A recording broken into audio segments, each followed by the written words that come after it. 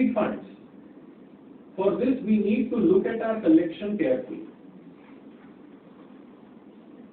After this, you can build a very solid proposal to show to your seniors, to show to your heads of institutions and your respective donors, whether the ministry or whether the government or state government or whatever, that this is the calculation that we have done.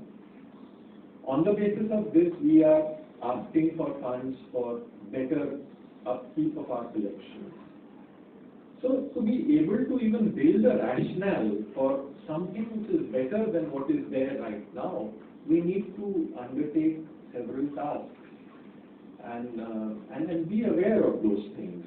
And we went ahead and we also prepared risk responses. You see on the top right, yeah. What is the trigger? How do we figure out that a risk has occurred? And what is the response that we need to give? And who's the owner? Who takes the ownership of that task? If it is a risk that is related to the collection which is there in our storage, it would be a different person in charge. If it is risk related to an object which is there in display, it would probably be a different person in charge, right? So, because not 100% of an institution's collection is ever on display, always a small percentage which is on display. Sir आप craft museum से है ना, आप बताइए आपका कितना percentage collection display पर है? 10%? 10 नहीं है आपका, 7% डिस्प्ले पे है, ठीक है? तो 7% डिस्प्ले पे है, which means 93% स्टोर में है. तो स्टोरेज जो आपकी है, जो स्टोरेज वॉल्ट है, उसके क्या रिस्क हैं, वो आपको समझ आने चाहिए ना. तो आपका सारा 93% of your mall is in the storage, 7% which is in the gallery, वो तो बहुत सुंदर दिख रहा है, हम लोग घूम लिए, wow, it's so fantastic. What is happening to the rest of the material? Can we get a sense of that? We don't have an understanding of our institutional collections. That's the fact of the matter. The people who are in charge of galleries hardly ever go to storage, and the people who are taking care of the storage are not aware of what is happening in the galleries.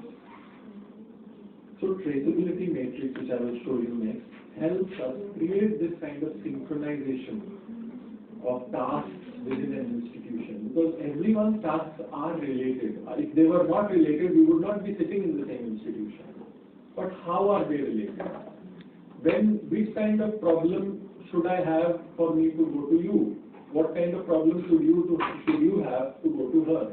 We should have that clear understanding within our institutions. And these kind of documents and these kind of careful assessment on our own workflows, our own processes, our own procedures helps us get that clarity. Yeah, you have a question? Yeah, I was just going to ask that while assessing the archival objects which are kept in the storage, I'm trying to assess the condition and do the relevant discussion. Do you think that it also needs to be equipped with a certain kind of an infrastructure it needs to get to right?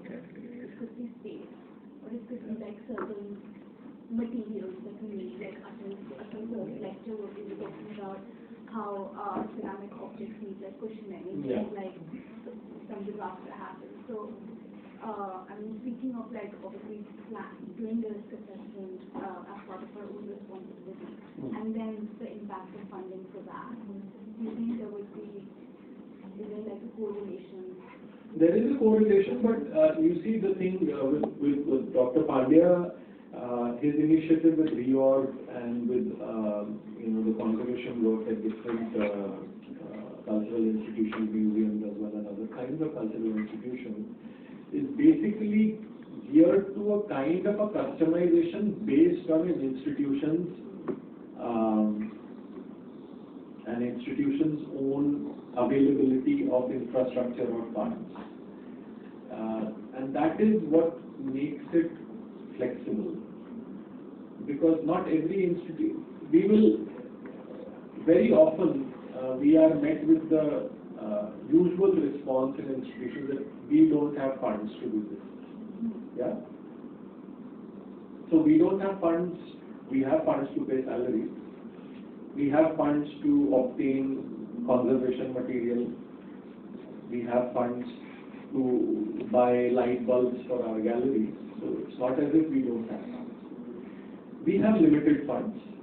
Every institution in the world has limited funds. There is no institution in the world, cultural institution, which has unlimited funds. There is always going to be a crunch of funds. So within that, what kind of customization can we do? What kind of tweaking we can do to achieve?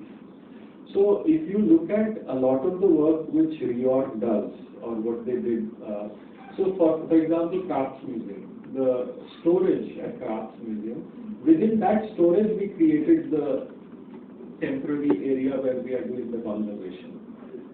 So if you don't have other areas of work, you create a workspace carving out. So you need to figure out intelligent solutions. You need to figure out economical substitutes for things which might cost a lot in the international market. What is the economical substitute for that which is available? And for carrying out a risk assessment or a risk survey, you need to basically talk to the people who have been working in those institutions for decades. They themselves have a very good understanding of what are the problems. It's just that they've never been asked about them. We've never discussed those issues with them. Yeah, they don't have a voice because they are not writing on files. They are not people who are being documented, or their knowledge is not being passed on when one of them retires and another one takes over. There is no proper handing over and taking over. So those kinds of gaps need to be plugged. And those are much easier to do with limited resources rather than be like, okay, now for me, for doing anything, the starting point is to write a funding proposal. No, it's not. Sir reorg बहुत अच्छे से करवाते हैं. IGNCA जो Melbourne में posted थी, तो रिऑर्ग की एक वर्कशॉप हुई थी वहाँ पे, और उसका स्टोर था जो महल था, उसमें था क्योंकि 19th सेंचुरी का था, और इतना अच्छे से स्टोर को मैनेज किया, वेल ऑर्गेनाइज किया उसको. हाँ, एग्जैक्टली. रिऑर्ग very good. आप अगर सर 25-11 गाड़ी खड़ी है, वो गाड़ी हटाने के लिए गाड़ी आप में से किसी की है क्या गाड़ी? 2511. No? So when you were talking about the hacking, hacking, you said the NIC site was also sometime back hacked, and some storages they are on the cloud. Yeah. So I was just understanding the museums, the people who are here, they're not part of the IT, maybe. So every museum may have an IT department. Yeah. They would be taking care, So it's all about who's going to take that, as you said. And what happens in case of hacking, I just want to understand, the data stays in your system, the servers, and can it be retrieved? I'm not an expert on hacking, but the reason that we went in for a disaster recovery site is that because we are a digital repository, and when we hosted data in the public domain, one of our objectives was to create permanent links. Permanent links. Are you all aware of JSTOR? Yeah? JSTOR provides a link called stable link. So when you refer to it in a publication, whether it is 5 years ago, whether it is 10 years later, that stable link will work. So to attain that level is what we aspired for. So all the recordings which are there on our website are stable links. So we created a 1:1 mapping of our web portal and its digital data on the disaster recovery site of the NIC infrastructure, because we didn't want this website to be down, because a lot of people, a lot of students, a lot of researchers were using it also in their publications and were also using it as a reference tool to help them further their work. So, and also if you look at the guidelines of the Government of India for maintaining websites, this is a policy guideline, in fact, that you should have disaster recovery mechanism built into your website's management plan. Whether institutions have them or not is a different thing altogether. And yes, I'm aware of the fact that every institution has its own separate IT wing taking care of things, but I think we cannot afford to be working in silos in this day and age, that we are not even aware what is happening, who is running it, where our website is hosted. This is, in 2024, this cannot be the state of affairs. This is very, very, very basic information. And if we are equipped enough to be using UPI transactions, we should be knowing where our data is hosted. This is very basic. I don't think I cannot be lenient on these things. Okay, so this is a risk register for you to understand. I think it's a very important tool for you guys, especially for museums, to look at what are the kinds of risks associated with your displays, as well as the storage environments of your institutions. And that's a good starting point. Yeah. Okay, the disaster recovery plan.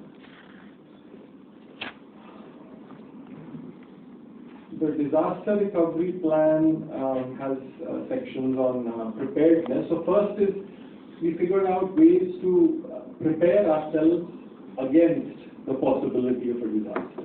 That is, if we have good level of disaster preparedness, it cuts down the risk of a disaster, and in turn that cuts down the risk of any kind of loss that might happen, right?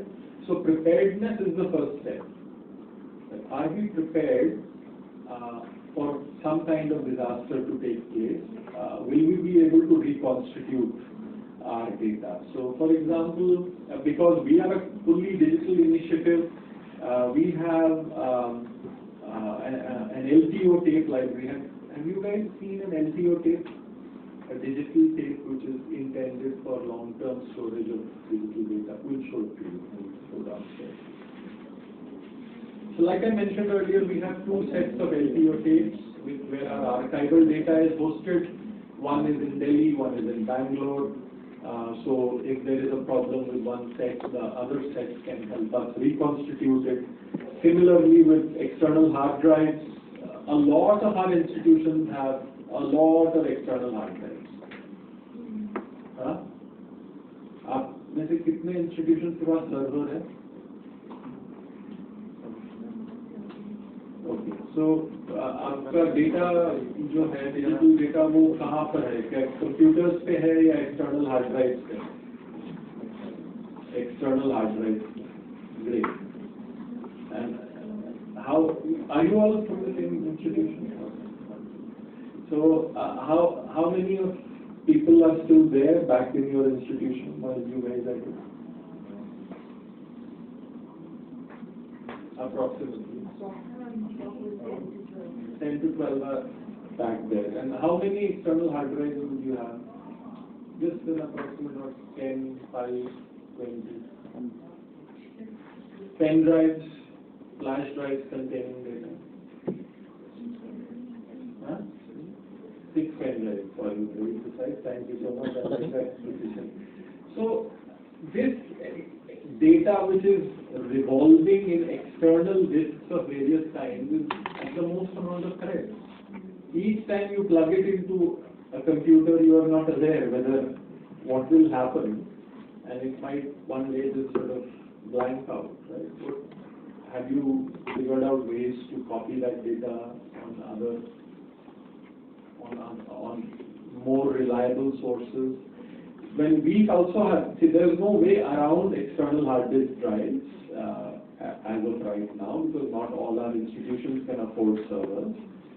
That's not a problem, but we should be aware of the risks associated with storing data on external hard drives.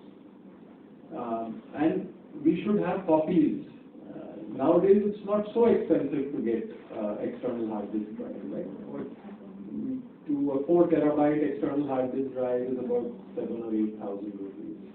not so much. So if we have at least one external hard disk drive where the backup of all the others is there, so that we are sure that, okay, if one of them stops running, we can go back there and we can reconstitute our data. So these are very, very simple things which can be done. It's not rocket science really that way. If we have to deal with external hard disk drives, but we also have to deal with servers. Servers have other problems associated with them. Management of digital data on servers which are either NAS servers or SAN servers, they have various kinds of issues associated with them. But that is the logical way forward. Institutions will eventually move towards servers.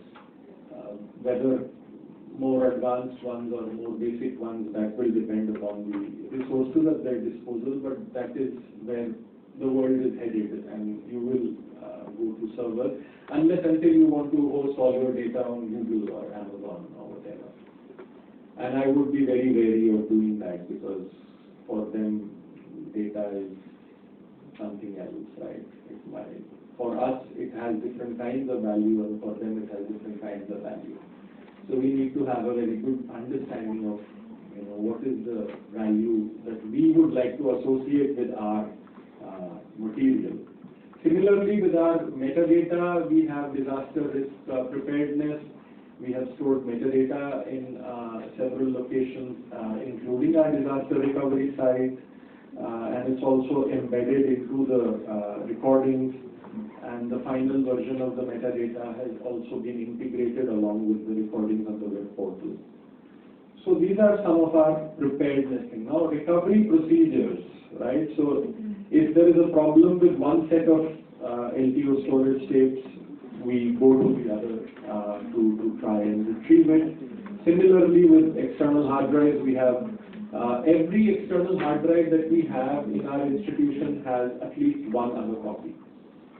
So if we have 30 external hard drives, there are 30 other external hard drives which are copies of those 30 external hard drives. And periodically, those copies are checked to make sure that that data is still accessible. Okay?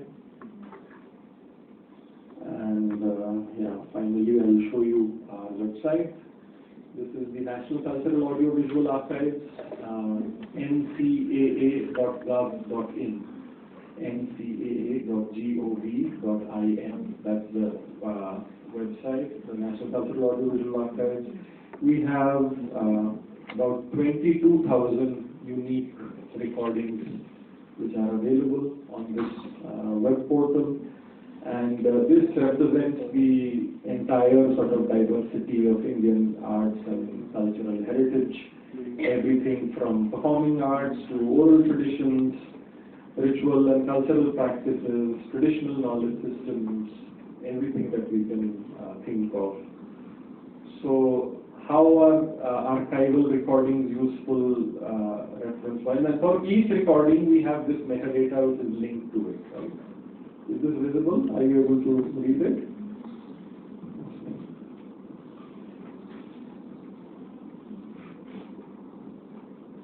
Better? Yes.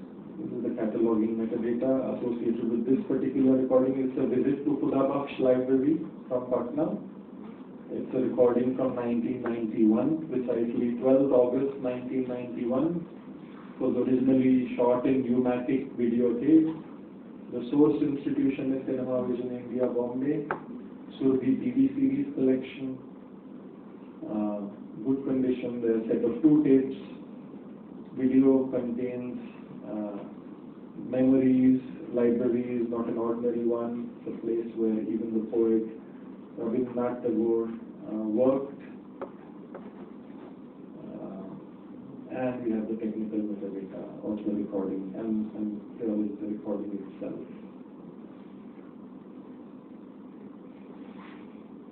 Kind of a snapshot of the collection, of the manuscripts which are there, letter of Rabindranath Tagore, documentation of unique aspects. handwritten records.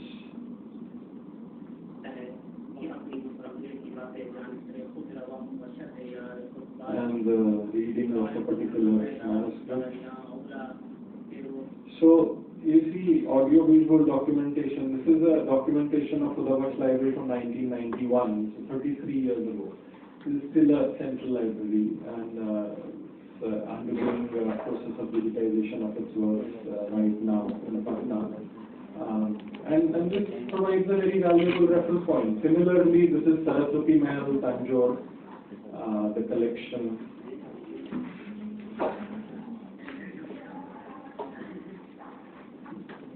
Documentation of the institution going back to 1990, so 34 years ago, what Saraswati Mahal, Tanjore looked like.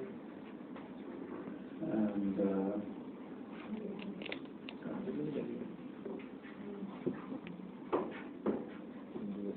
so you'll find recordings related to practically everyone. This is something which might be interesting for Mehrangarh. This is Komal Kothari talking in 1999. And there is also a visit to Umaid Bhavan and Mehrangarh. That is Mehrangarh Fort.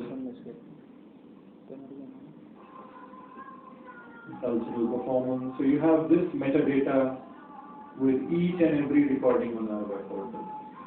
This helps contextualize the recordings and gives you information about the unique aspects of that particular recording. And whether you are, so this is something which is actually very interesting. I was hoping Achalji would be here. This is a documentation of the visit to Patna Museum where we went recently. And this is from 1991. So this is what the collection looked like 33 years ago. And we just saw the collection 3 days ago as well. So this is where archival documentation of collections becomes so important because it's useful reference point. This particular object is called the Bidarganj Yakshi, and it's now housed in the Bihar Museum, but naturally it comes out from the Patna Museum.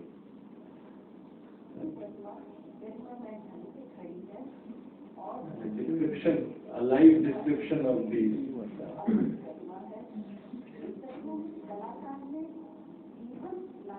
There's also hosted a play. IGNCA had on this Yakshini, there was a play. This data is now available for public consumption, or how is it like? Because Prasad Bharati recently, just about last week. I told you as part of my presentation that this is website which is in the public domain. You can access it right now. Okay, and it's downloadable. We can. No, it's not. It's not. You can just view streaming. it. Streaming. For audio and video, yeah.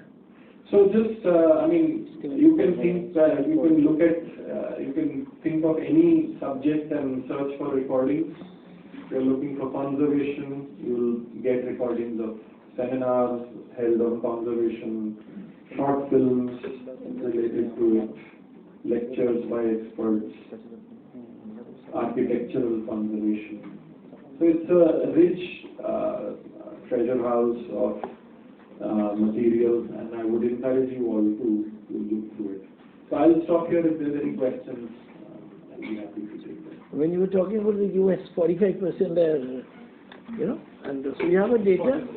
Yeah, so it's for like means when is it for the Indians there in US, or is it for the, we don't have that data. That's not there. That's a violation of privacy. No, I will go to our, nowadays everything is, you know, Can we host our presentation there in the country for that time? Your documentation, Yes, sir. Documentary type. share it, then we'll be happy to upload it.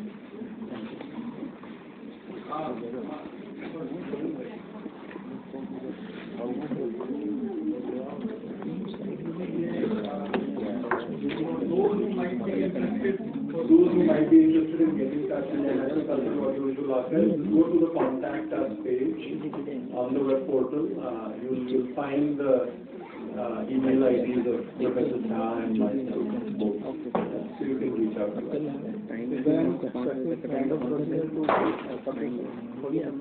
No, you'll have to just tell us about what format it is in and give us as much information about it as possible, because you saw that we are trying to put as much information because it will be really contextual and be of use.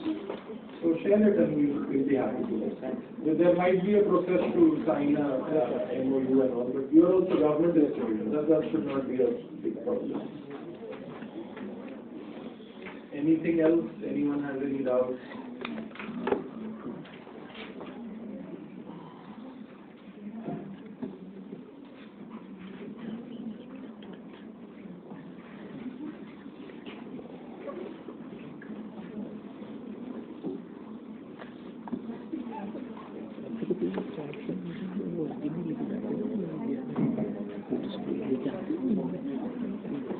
Thank you so much, Council, and thank you so much for being here and for actively participating.